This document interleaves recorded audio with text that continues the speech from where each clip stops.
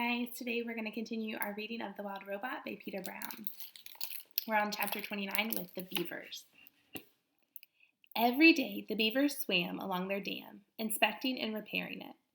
The wall of wood and mud allowed only a trickle of water to pass through, and it had turned a narrow stream into the wide pond that many animals now called home.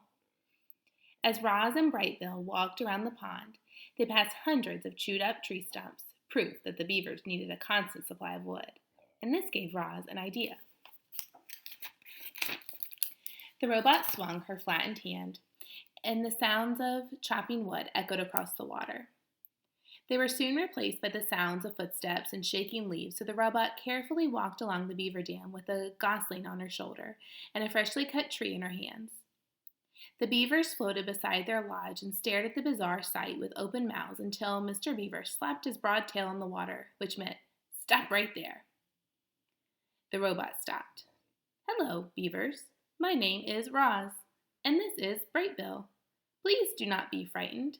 I am not dangerous." She held out the tree. "I have brought you a gift. I thought perhaps you could use this in your beautiful dam." "No, thanks," said Mr. Beaver. "I have a strict policy never to accept gifts from monsters." "Don't be ridiculous," interrupted Mrs. Beaver. "We can't let a perfectly good birch go to waste." "I'm afraid I must insist," said Mr. Beaver. Mrs. Beaver turned to her husband. "Remember how you asked me to point out when you're being stubborn and rude? Well, you're being stubborn and rude." Then she turned back to Roz. "Thank you, monster. If you'd be so kind as to drop the tree in the water, we'll take it from there." "I am not a monster." Roz tossed the tree like a twig. "I am a robot." The tree smacked against the water and sent the beavers bobbing up and down. Just then, Brightbill started peeping. "Mama, hungry!" So Roz dropped a ball of grass into the nest. "The gosling thinks you're his mother?" came a quiet voice. It was Paddler, Mr. and Mrs. Beaver's son. "His real mother is dead," said Roz, "so I have adopted him." There was a brief silence. Then Paddler looked up at Roz and said, "You're a very good robot to take care of Brightbill." Mr. Beaver sighed. Yes, that's very good of you, Roz, but I don't understand what any of this has to do with us." "My son and I need a home, and Loudwing said you would help us build one." "Of course she did," Mr. Beaver muttered to himself. "Loudwing gets me out of one lousy jam, and I spend the rest of my days doing her favors." Mrs. Beaver glared at her husband. "Sorry," he said, realizing he was being stubborn and rude again. "Stay right there, Roz. We need to have a family meeting." The three beavers slipped under the water, and a moment later their muffled voices could be heard inside the lodge. The robot stood on the dam and patiently waited with her son. "Mama! Mama!" "Yes, Brightbill, I am trying to act like a good mother." A ripple in Mr. Beaver's head appeared above the water. "If you bring us 4 more trees, good, healthy ones, maybe I'll have time to help you in the gosling." "That is wonderful," said the robot. "We will be right back." Chapter 30, The Nest. "I've built my fair share of lodges over the years." Mr. Beaver stood at the water's edge. "But I can't say I've ever built one for a robot and a gosling. So, just what exactly do you need?" "We need a lodge big enough for us both," said Roz. "It should be comfortable and safe, and it should be near the pond." "And how long do you plan on living in this lodge?" "I do not know." "Then we'd better make sure it's strong and sturdy." Mr. Beaver stroked his whiskers as he thought.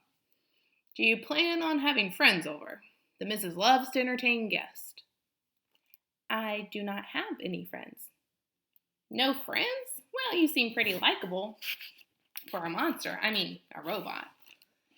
But if you want my advice, you should grow yourself a garden.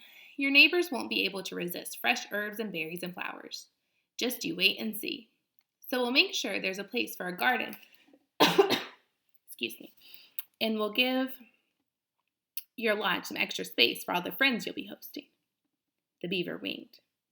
We also need to find a way to keep your lodge comfortable when it's cold outside. Our lodge is heated by our own bodies, but I think we'll have to find another way to heat yours. The beaver and the robot thought about heat for a while. The first thing that came to Roz's mind was the sun, but then she remembered the hot sparks she had felt while sliding down the mountain peak. I could heat our lodge with fire, she said. Mr. Beaver blinked his little eyes. I will need to experiment, Roz continued, but I think there is a way. You go right ahead, Roz, said the beaver, but would you try not to burn down the entire forest? Do not worry, I will be careful. Let's move on, Mr. Beaver sighed. The next order of business is to find a site for your lodge. That meadow across the water would be perfect, but the hares will have a fit if we try to build there.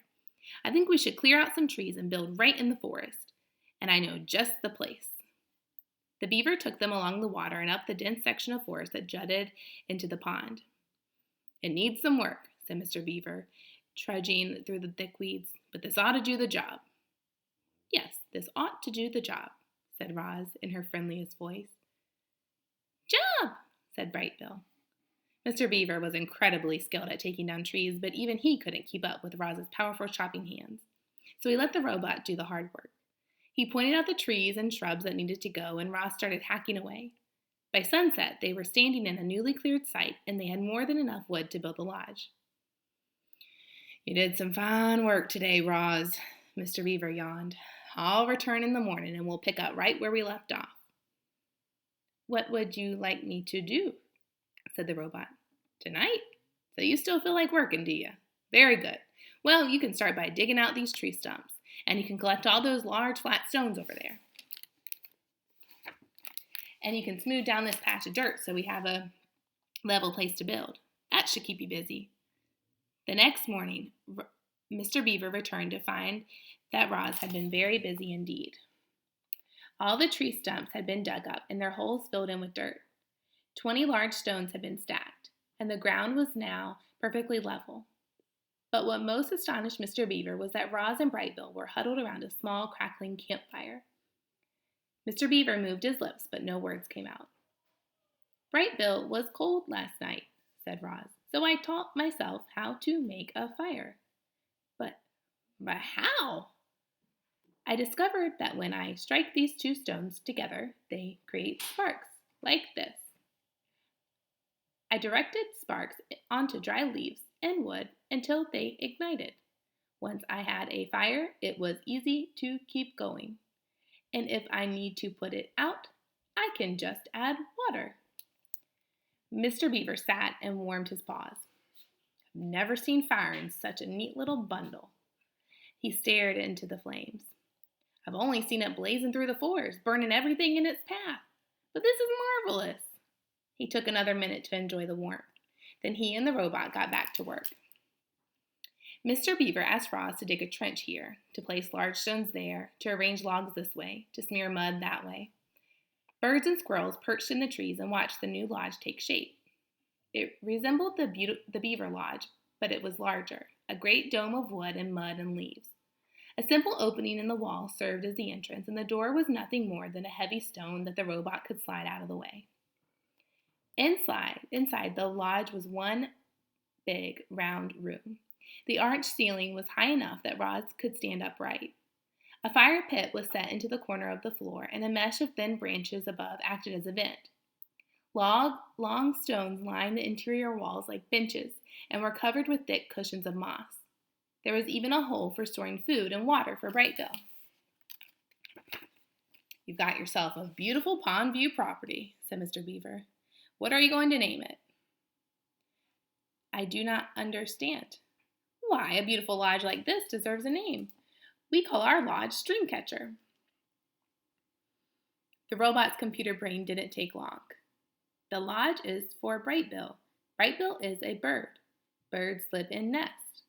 Could we call this lodge the Nest? Huzzah! Squeaked the beaver. The Nest is a fine name for your lodge. Nest! Nest! Laughed Brightbill. They stood outside the nest and admired their hard work until Mr. Beaver's belly began to grumble. "That sound means it's time for me to go get dinner." "Thank you very much for your help," said Roz. "We could not have done this without you." "You're quite welcome," said Mr. Beaver, smiling. "For your garden you'll want to speak with Tawny, the doe who lives over the hill. She'll know just what to do. And now, if you'll excuse me, I have to hurry home before Paddler eats all the best leaves. Enjoy your first night in the nest." So what I really like is that as we go along in the story, Roz seems to be making friends, even with people who at first call her a monster. But she's been friendly and has done favors for them. They return the favor, and now she's making friends, and he's sending her on to somebody else. And now she's going to go meet the doe, so I can't wait to find out what happens next. I hope you guys are having a great day and that you're working well in Google Classroom. Just let me or Miss Boone know if you have any questions, and we'll talk to you soon. Okay, bye, guys.